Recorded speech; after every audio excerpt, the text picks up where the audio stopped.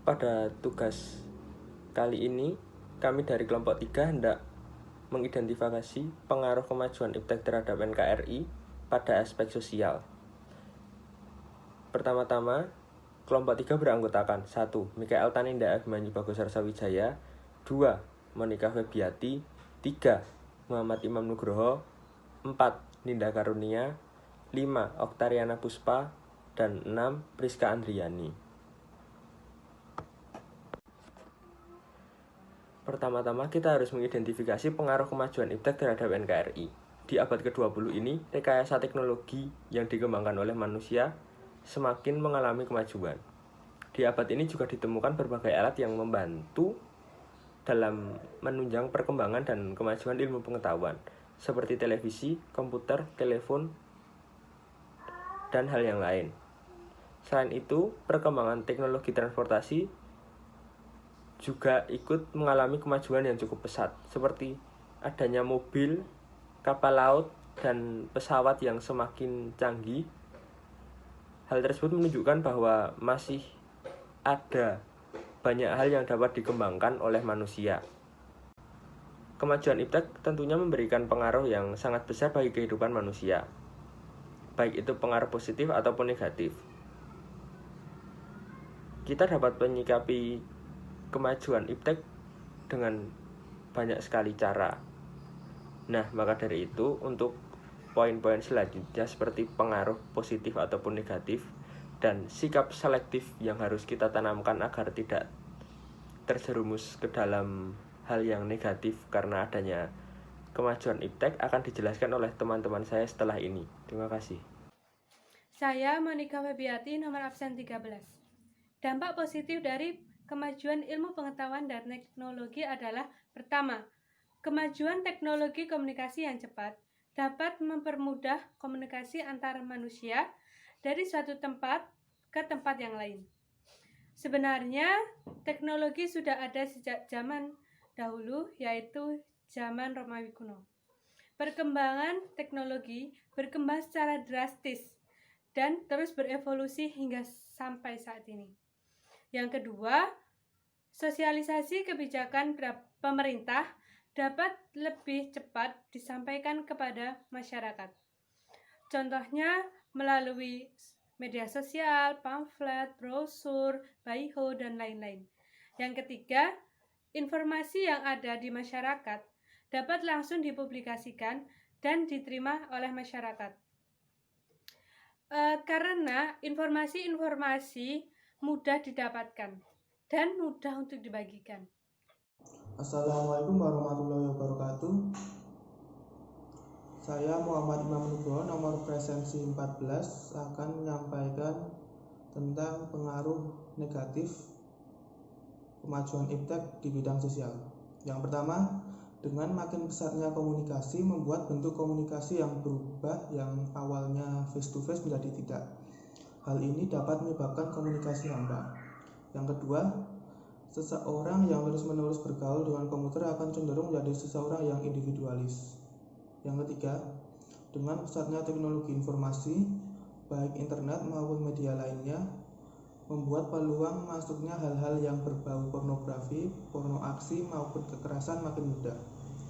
Yang keempat, interaksi anak dan komputer yang bersifat satu orang menghadap satu mesin mengakibatkan anak menjadi tidak cerdas secara sosial.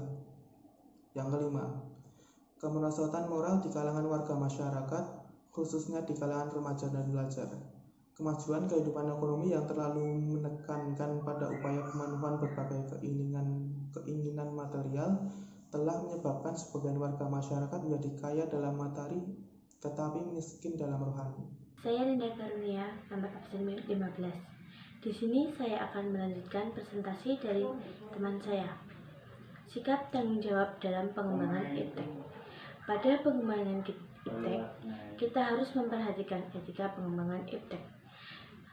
Pada pengembangan iptek, kita juga harus memperhatikan aspek-aspek pelestarian lingkungan dengan mengembangkan iptek yang tidak merusak alam. Dan kita juga harus memperhatikan nilai guna iptek terhadap kemaslahatan masyarakat untuk kepentingan bersama. Dalam era perkembangan teknologi informasi dan komunikasi, kita sebagai pengguna internet yang baik dan bijak haruslah memiliki sikap tanggung jawab atas apa yang kita lakukan. Pengembangan iptek memiliki dampak positif dan juga dampak negatif.